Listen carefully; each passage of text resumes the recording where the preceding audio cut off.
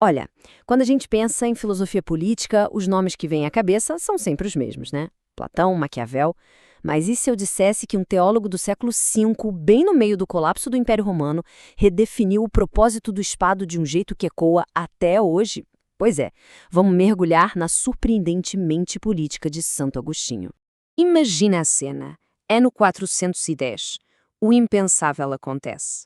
Roma, a cidade eterna, o centro do mundo conhecido por mais de 800 anos, é saqueada. O choque foi absoluto. E no meio do caos, todo mundo começou a procurar desesperadamente um culpado. E claro, encontraram um alvo que parecia perfeito. A culpa, diziam os pagãos, é do cristianismo. Essa nova religião que fez as pessoas abandonarem os deuses que tornaram Roma grande, enfraqueceu o império e trouxe a ruína. Era uma acusação poderosa e que pegou. Só que, no meio dessa crise toda, um bispo lá do norte da África, chamado Agostinho, pegou na sua pena para responder. E a sua resposta, a obra monumental A Cidade de Deus, não foi só uma defesa da fé. Foi uma redefinição radical de tudo o que se pensava sobre justiça, poder e o propósito de uma sociedade. A primeira cartada de Agostinho foi atacar o próprio conceito de justiça dos seus críticos. E para isso, ele partiu de uma pergunta que já tirava o sono dos filósofos clássicos há séculos. Pensa bem, por que será que as utopias, tipo a República de Platão, nunca dão certo? Porque a história parece um grande cemitério de projetos de sociedade perfeita. Agostinho tinha uma resposta bem direta. O problema não está na teoria, está no material de construção. Vamos pensar nos filósofos como arquitetos. Eles, como Platão e Cícero, desenharam plantas brilhantes, projetos incríveis para construir a catedral de uma sociedade ideal. Descreveram a justiça, a virtude, a harmonia, tudo nos mínimos detalhes, só que, como eles mesmos diziam, era tudo apenas em palavras. E aqui vem a grande virada de Agostinho. Ele diz: o problema não é a planta, o projeto é ótimo. O problema são os tijolos, ou seja, a própria natureza humana. Para ele, a humanidade é inerentemente defeituosa, fraturada, e não tem como construir um edifício perfeito com material que está se desfazendo. E aqui ele dá o checkmate, usando a definição dos próprios adversários contra eles. Ele pega a ideia de Cícero, que dizia que uma república é uma comunidade unida pela justiça, e chega a uma conclusão simplesmente devastadora. Se o padrão é esse, então a gloriosa Roma nunca, de facto, foi uma república. Ok, então se o problema é a própria humanidade, qual é a função do governo? A resposta de Agostinho vira a filosofia clássica de ponta cabeça. Para ele, o Estado não existe para nos tornar bons, ele existe para nos impedir de sermos ainda piores. Na raiz dessa falha humana, tal que Agostinho chama de fraqueza congénita, que é a visão política dele do pecado original. Não é sobre cometer um erro aqui e outro ali, é uma tendência fundamental, uma força que nos puxa o tempo todo para o egoísmo, para a ganância, para o desejo de dominar os outros. E isso leva a uma conclusão na época chocante. Instituições que os antigos viam como naturais, como governo e propriedade, para Agostinho são consequências diretas dessa nossa natureza decaída.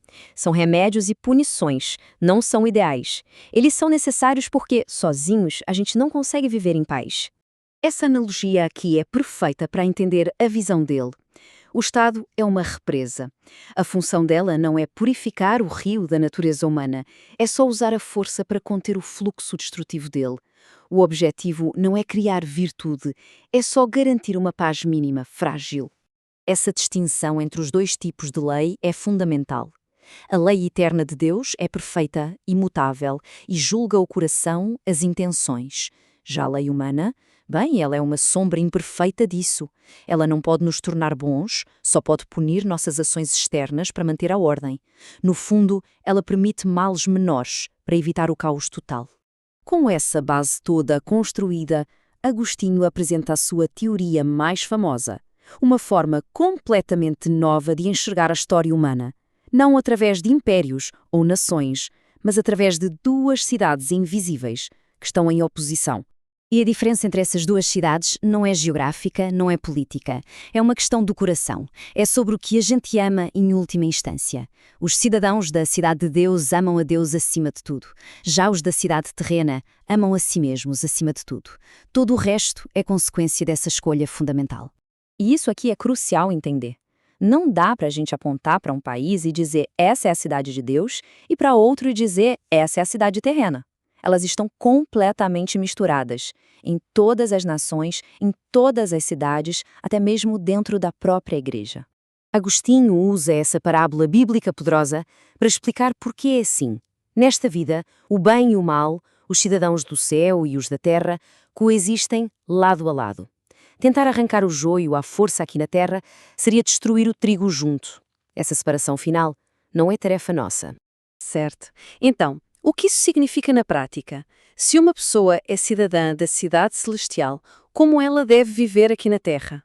E essa pergunta nos leva de volta à acusação dos pagãos.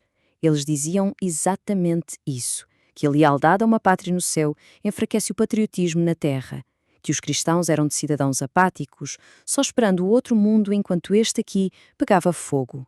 A resposta de Agostinho é um contra-ataque direto. Que desafio! Agostinho basicamente argumenta que as virtudes cristãs, como honestidade, disciplina, coragem sem ego, não criam cidadãos piores, criam os melhores possíveis. Um exército de verdadeiros cristãos, ele dizia, seria simplesmente invencível. E veja bem, isso não é um pacifismo ingênuo. É aqui que Agostinho desenvolve a teoria da guerra justa. Num mundo imperfeito como o nosso, a guerra pode ser um mal necessário para impedir um mal ainda maior. O que a fé condena não é o ato de lutar para proteger a paz. É a motivação por trás da luta. O ódio, a vingança, a sede de poder. Então a conclusão é a seguinte: a cidadania celestial não anula a terrena. Na verdade, ela a aperfeiçoa. Para o cristão, obedecer às leis justas do Estado vira uma forma de obedecer a Deus, que instituiu o Estado como um remédio para o caos. O dever cívico se torna também um dever religioso. Essa ideia resume a crítica final de Agostinho. Ele olhava para os grandes heróis de Roma e viu o que chamava de vícios resplandecentes. As virtudes deles, como a coragem e a honra, pareciam brilhantes por fora, mas por dentro eram movidas pelo ego, pela sede de glória. Para Agostinho, a verdadeira virtude só podia nascer do amor a algo maior que o próprio eu. E assim, a gente termina com a pergunta fundamental de Agostinho, que desafia tanto o idealismo quanto o cinismo político de hoje. Se a política não pode nos salvar, então qual é o seu verdadeiro propósito? Agostinho reduziu drasticamente as nossas expectativas. Talvez a tarefa do Estado não seja criar o paraíso na Terra, mas sim algo muito mais humilde e essencial, manter uma paz precária num mundo imperfeito, para que algo mais importante possa acontecer.